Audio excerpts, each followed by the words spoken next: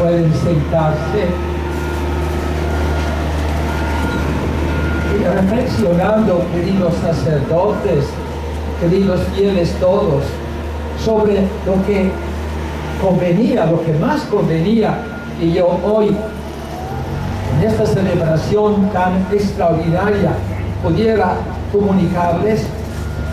He decidido, también teniendo en cuenta el tiempo disponible, primero decir una palabra rápida en torno a Juan Pablo II, San Juan Pablo II, también teniendo en cuenta nuestra propia situación de un barrio marginal de algún modo de Liberia y otras situaciones que conllevan la experiencia de dolor. Un segundo pensamiento en torno a la fiesta de hoy, de la Divina Misericordia. La liturgia entera es un comentario a lo que es la Divina Misericordia. El aporte, Dios ha querido servirse de ello, el aporte de una otra santa que murió en 1938, hace 76 años, Santa Faustina Kowalska. Tercero, pero ¿qué es en definitiva? ¿Cuál es? No todo, pero ¿qué es lo esencial como el núcleo de la misericordia? Esto es lo que preparé. Empiezo. Ven, se le ha llamado injustamente San Juan Pablo II, Karol Wojtyła, el gigante, el grande, el Papa viajero. Pero a lo mejor conviene recordar que él también pasó por experiencia de enorme debilidad. Primero, sabe, él es el tercer hijo de una mamá que no hubiese podido tener hijos, que sufría física y psicológicamente cuando experimentaba la maternidad. Tuvo solamente 3 hijos, de los cuales, vamos a verlo enseguida, solo Karol pudo vivir. Y de ahí que cuando ella estaba embarazada, los médicos, aunque en aquella época estaba prohibido por ley, como el caso de Costa Rica, todavía gracias a Dios, que una mamá y médicos mataran al niño que no se ve, al niño que está en las entrañas maternas, pero sabiendo el peligro, los médicos estaban dispuestos a aplicarle un aborto terapéutico, como se le llama, y no, gracias a Dios, ella se fió y tenemos Karol. Pero Karol, tercero, hubiese deseado conocer a su hermanita Olga, un tipo con nombre eslavo. Nunca pudo conocerla, murió bien pequeñita, pero admiraba muchísimo a su hermano, que con dificultad, pero pudo finalmente llegar a ser médico. Y él mismo narra que con su papá fueron peregrinos. La mamá ya había muerto cuando él tenía 9 años, en un contexto de depresión y soledad, por el cual muy poco él habla de la mamá. Incluso cuando escribe de sí mismo dice: no sé cuánto pudo influir en mí mi mamá. Sin duda me influyó, pero murió cuando yo era tan pequeñito. Cuando finalmente su hermano logra ser médico, peregrinos, el hermano mayor, el jovencito en la frontera con la adolescencia, y el papá camina peregrinos para dar gracias a la Virgen de Częstochowa. Es Nuestra Señora de los Ángeles, patrona principal de Polonia. Pero el joven médico de 25-26 años se compromete en el hospital, trabaja generosamente, hay una epidemia de escarlatina, hay una joven con que él tuvo también cierta simpatía, normal, médico, pero le contagia la escarlatina y muere. Entonces, muerta la mamá, muerta la hermanita, muerta el hermano, y queda solo él y papá. O si el papá tiene, casi diría, un culto, sobre todo porque aprendió de él, no solo con palabras, sino el ejemplo, la oración. Y él mismo narra que en una ocasión se despertó en la noche porque la luz del cuarto de papá estaba encendida. tímidamente se acerca y ve que el papá está de rodillas, los brazos abiertos, orando. Y comenta el Papa Juan Pablo II, la misma postura que papá tenía en el templo parroquial de Katowice, allá su parroquia, ahí se quedaba papá al fondo del templo, manos abiertas, orando largo tiempo. Por cierto, no quisiera alargarme, es interesante que en una ocasión el cardenal Anskur, allá en Roma, polaco, daba hospitalidad al joven cardenal polaco Karol Wojtyła. Y él también tuvo la experiencia que una noche vio que la luz de la capilla del departamento de este cardenal estaba encendida. Entró y vio exactamente al joven cardenal que estaba en esa postura del papá, de rodillas, brazos abiertos, orando frente al sagrario largas horas. Hasta advirtió que el joven cardenal prefería trabajar en la capilla. De ahí que al año siguiente cambió el pavimento para poner madera, porque en invierno en Roma, un poquito frío, para que no sufriera tanto frío, y hasta le puso una mesita para que pudiera trabajar y orar frente al Santísimo. Sí, no hay santidad sin oración, le aprendió del papá. Pero rapidito y concluyo este primer punto, papá se enferma, no era tan mayor, se enferma, el hijo adolescente va a la farmacia, compra la medicina, vuelve a casa, entra a la recámara donde está papá y lo encuentra muerto. Ya es solo. Muerta la mamá, muerta la hermanita Olga, muerta el hermano médico, muerto el papá. Cierra la casa, la poca casa que tenía, y va a vivir en otra familia, y ahí al señor de la casa lo llamará papá. No hay que sorprenderse, no solo por fruto de su estudio teológico y de su conocimiento de la espiritualidad. En el escudo luego él pusiera, recuerdo, una grande M, que significa mamá, madre, María. Le faltó la mamá. Y totus tus, completamente tuyo. No tenía nadie. He querido recordarlo, porque no hay situación que impida la santidad cuando una persona, la frase ahora es de Papa Benedicto, cuando la persona se abre con valentía, con decisión a la gracia de Dios. Humanamente hablando, hubiese podido ser un fracasado este joven. Si papá, si mamá, que va de una experiencia a otra de sufrimiento. Pero no he terminado. En la época en que el nazismo conquista Polonia, un nazismo violento, a tal punto que cuando un seminarista, compañero suyo, se atreve a inscribirse en un grupo de resistencia a la invasión alemana de los nazis, de la violencia de Hitler, un día que va a la casa del cardenal Sapieha, cardenal de Cracovia, para continuar sus estudios, era seminarista en incógnito y secreto, ve que en la lista de los fusilados estaba su compañero seminarista, porque había descubierto que este joven seminarista se había alistado, enrolado en un grupo de resistencia, cosa lícita. Él nunca, dicho de paso, nunca aceptó meterse en un grupo de resistencia. No estaba convencido, y lo diremos en el tercer punto, estaba convencido que a la violencia no cabe responder con la violencia. Y es el joven Wojtyła que crece, se dispone a la gracia, y ese joven ahora es el grande, el viajero, el gigante Karol Wojtyła. Por cierto, sabemos que los sufrimientos lo acompañaron siempre, y particularmente al final de la vida. Aquello fue, yo mismo me resistía a veces a seguir leyendo. Digo, Señor, aún más.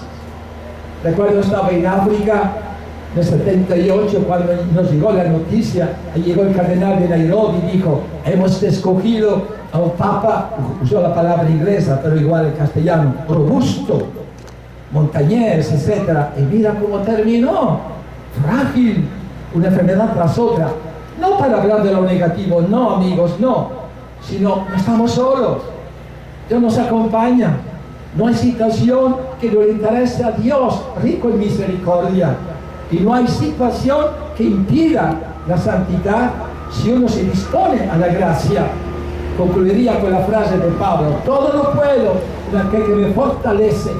En la fragilidad de este niño que sobrevivió al peligro del aborto, hay el gigante que se dispuso a la gracia que es para todos. Pasamos adelante.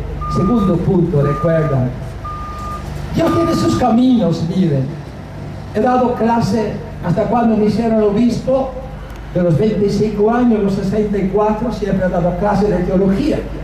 Pero, quizás lo decía también al padre Miguel cuando era alumno, los místicos, los santos, van más rápido que los teólogos. Y al respecto, hay 3 mujeres que han marcado enormemente, una huella profundísima, la historia de la Iglesia y la historia de la espiritualidad.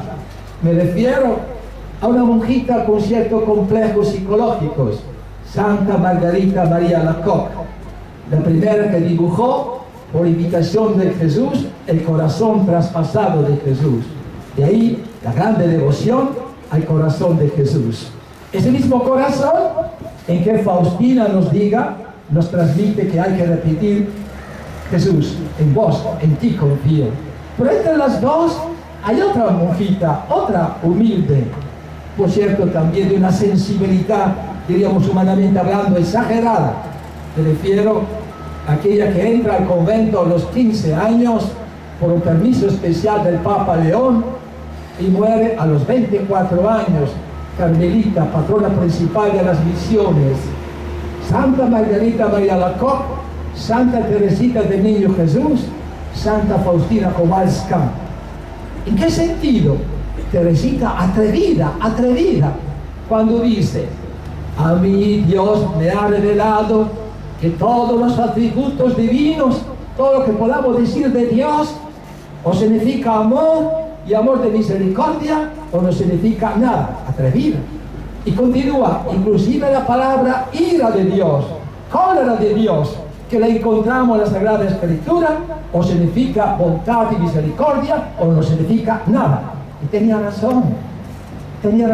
La revelación fue progresiva y todavía en el Antiguo Testamento se usa esa palabra, cólera, ira. No, el papá cuando vuelve el hijo pródigo no está molesto, sufre por el hijo.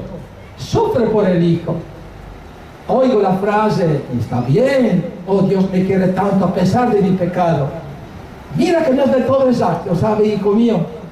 No te quiere a pesar de tanto pecado, te quiere porque eres un pobre pecador.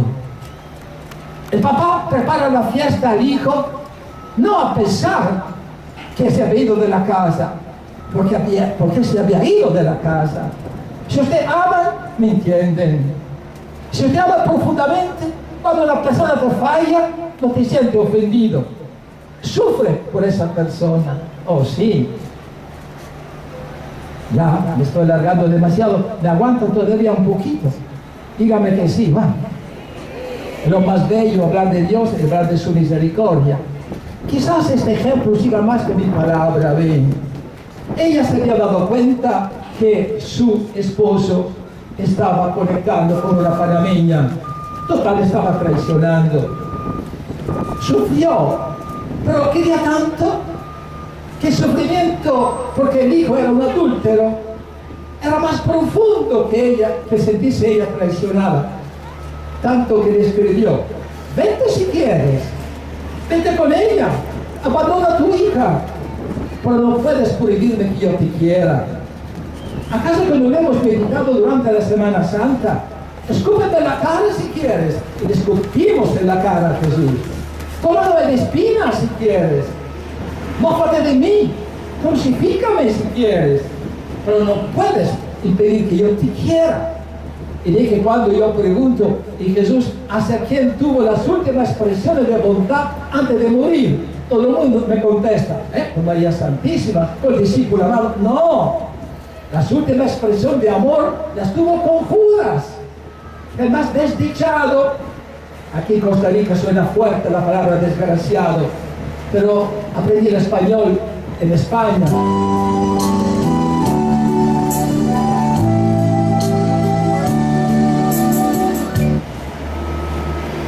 Ni modo, ¿verdad?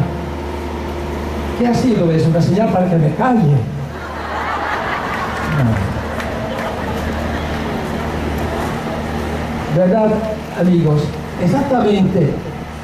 Y de ahí que Jesús interviene, ya que los teólogos iban demasiado despacio.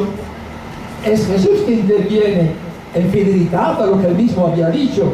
El Espíritu Santo les conducirá al conocimiento de toda la verdad. ¿Cuál verdad? Que Dios es amor.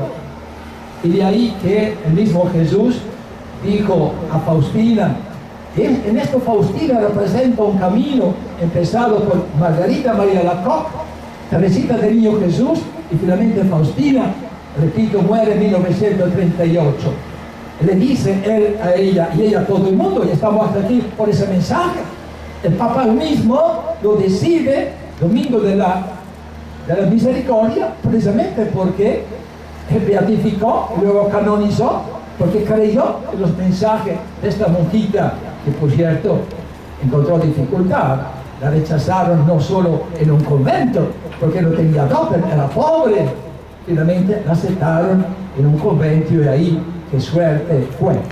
Qué gracia para toda la iglesia. Pido que la imagen, dice Jesús, un texto que sin duda conocerán, pido que la imagen sea solemnemente bendecida el primer domingo después de Pascua, y así aquí estamos. Este domingo debe ser la fiesta de la Divina Misericordia. Quiero que esta fiesta sea de amparo, ánimo, de amparo, de refugio para todos y para todas las almas, especialmente para los más pobres y pecadores. Y que no lo es todos, si nos salvamos es por la infinita misericordia del Señor.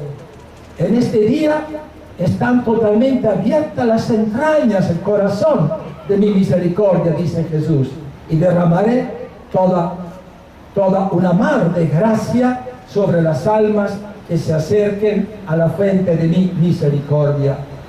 El alma que se acerque a la confesión y a la comunión, claro, ella la devoción, pero debe manifestarse acercándose en esa fuente de la gracia, que son los sacramentos fundamentales que acompañan toda la vida cristiana. Confesarse que somos pobres pecadores, el Evangelio de hoy.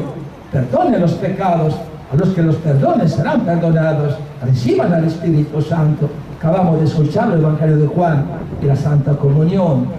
Tomen. El que come de este pan vivirá. Yo soy el pan vivo bajado del cielo. Mi carne es verdadera comida, mi sangre es verdadera bebida. Qué maravilla cristianismo, ¿eh? Cuando me encuentro con alguien que no es católico, digo, pero qué ganas, muchacho, qué ganas yéndote. Tienes lo más grande de Eucaristía y María. María que formó esa carne de Jesús. No te alejes de la mamá, no te alejes de la Eucaristía. Es el corazón de la misma iglesia. Pero ya sería otro tema. Sigamos otra expresión de Jesús. El alma que se acerque a la confesión y a la comunión recibe el perdón total de sus culpas y penas. Nadie tenga temor, nadie tenga miedo para acercarse a mí. Aunque los pecados fueran más rojos que escarlata, más rojo que lo rojo, más negro que lo negro, diríamos, pero Dios es más grande que nuestro pecado. Lo último recuerda, pero en síntesis, ¿qué es lo esencial de la misericordia? De tanto usted lo nota, ¿verdad? Por mi trabajo tuve que dedicarme a ello, etcétera. Algo escrito sobre este punto, algo librito por ahí. Pero, ¿qué es en definitiva lo esencial de la misericordia? Es tan sencillo, ¿sabe? Prefiero repetir la palabra del Papa Juan Pablo II, el Santo, el Papa de la Divina Misericordia. Dice esta frase, le explico un poco. Solo la misericordia es límite a la violencia. Oh, solo eso. ¿Y qué es en este caso la misericordia como límite a la violencia? El perdón. Sé que lo inventó Jesús, mis queridos fieles, el perdón. Antes se acuerdan, ojo por ojo, diente por diente. Ama a tu amigo, odia a tu enemigo. Pero yo les digo, perdona, ora, ve, no reacciono a la violencia con la violencia. En efecto, yo también soy hijo de la guerra. Nací en el 38, la guerra mundial estalló en el 39, terminó en el 45. Recuerdo, la casa saltó al aire por las bombas. Tuve experiencia, ven, que si a la violencia responde con violencia, no con perdón y misericordia, la violencia sigue. La intuición, en el fondo, el esencial de la misericordia es perdonar. ¿Qué es perdonar? Prescindo que tú me des un bofetón, si quieres la otra mejilla. Mira, padre, eso es heroico, pero es la única manera para no sufrir demasiado. Si tú en tu familia no perdonas, la familia se derrumba. Si tú en tu familia no usas misericordia, no se persevera. ¿Por qué estamos aquí? Porque Dios nos ha perdonado. Si no hubiese respondido con violencia, con castigo, nadie estaría aquí. Eso el Papa lo intuyó en esa famosa encíclica Dives in Misericordia, ¿verdad?, del Papa Juan Pablo II. Solo la misericordia es límite a la violencia. Y repito, no piense que esto implique sufrimiento. Se sufre muchísimo más si tú te dejas guiar por la violencia. Porque entonces, como yo lo había dicho ya Gandhi en ese lenguaje popular, ojo por ojo, nos quedamos ciegos todos.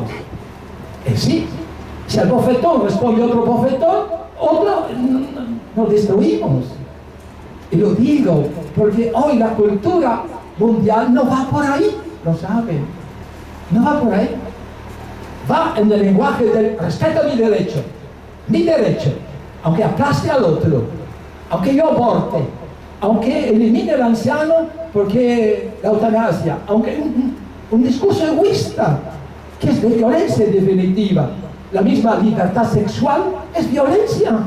Cuando yo te pago para estar contigo, te hago violencia, te reduzco a una cosa, no te tengo misericordia, no te perdono, no te quiero, te utilizo, te reduzco a cosas. Oh, la misericordia. Por eso les preguntaba si acaso los estaba cansando. No habría horas, porque esto es la buena noticia que introdujo Jesús. Y es por eso que cuando muere, después de haber abrazado a Judas, de haber dado el bocado en su boca, después de haber llamado amigo en la cruz, perdónales, Padre, o estarás conmigo en el cielo. Es Jesús, es Jesús. Jesús, confío en ti. Esto lo decimos para concluir. Jesús, en vos confío, todos. Otra vez, Jesús, por tercera vez. Esto que nos permite ir adelante con confianza, con paz, con serenidad y con alegría, porque su amor lo vence todo. Un detalle, me ven que estoy vistiendo esta casulla. Yo me siento muy indigno, ¿sabe? Muy indigno, porque la utilizó nuestro santo Juan Pablo II en el marzo del 83, cuando vino a Costa Rica. Es viejita la casulla, pero siempre nueva porque es de un santo. Pidan para que este obispo, a un poquitín al menos, pudiera acercarse a la santidad, ya que ahora me ha acercado a su casulla. Un aplauso a Juan Pablo II.